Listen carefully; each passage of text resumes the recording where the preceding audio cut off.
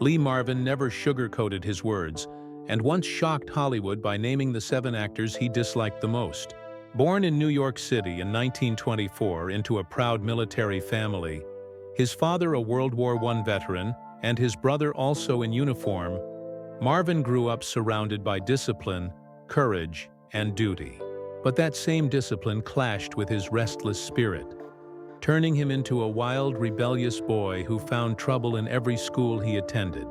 When World War II erupted, Marvin enlisted in the Marine Corps at just 18 and fought in the brutal Pacific Campaign at Saipan, where he was severely wounded by machine gun fire, shot through his back and leg, nearly losing his life.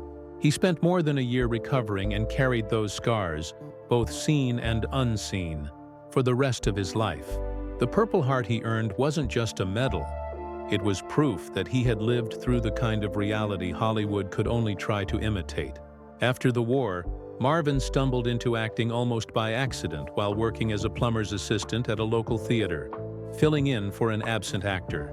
That single moment changed his life, pushing him toward the stage and later the big screen, where his tough, gravel-voiced intensity made him unforgettable. In films like The Big Heat and Bad Day at Black Rock, he carved out a niche as Hollywood's most authentic tough guy, not because he played one, but because he was one.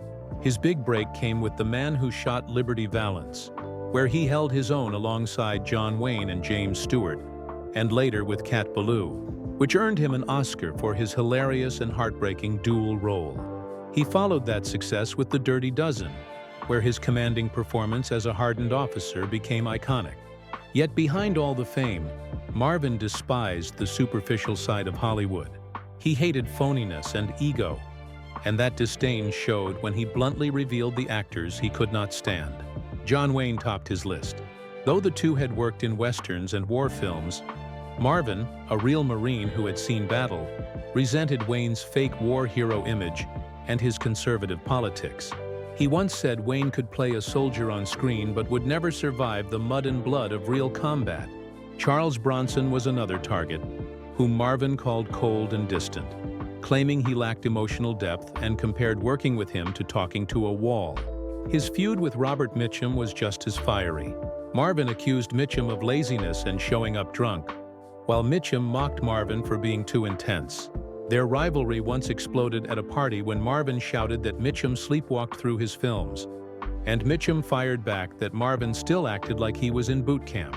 Marvin also disliked Telly Savalas, whom he accused of caring more about his bald-headed image than his acting. During The Dirty Dozen, Marvin allegedly called him a peacock in combat boots for constantly stealing scenes. Then there was Yul Brynner, whose controlling, self-centered behavior drove Marvin mad. He joked that Brynner didn't act. He just waited for the light to hit him right, even refusing to work on a film once he learned Brynner was cast. Tony Curtis too made the list because Marvin saw him as everything fake about Hollywood: polished looks, empty charm, and no grit.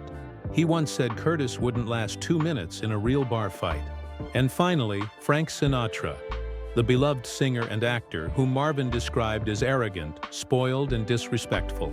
He criticized Sinatra's habit of showing up late and leaving early, saying Sinatra thought the world owed him applause just for walking into a room. Marvin's brutal honesty revealed more about his own nature than about those men. A real combat veteran with scars that told stories of survival, he had no patience for vanity, laziness, or pretense. He lived by his own code and didn't care who he offended. He spent his later years away from Hollywood's chaos, finding peace in fishing and boating, with his wife, Pamela Feely, who stayed by his side until his death.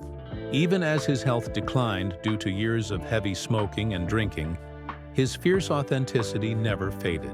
In 1987, Lee Marvin passed away at 63 and was laid to rest with full military honors at Arlington National Cemetery, closing the story of one of the toughest men Hollywood ever produced.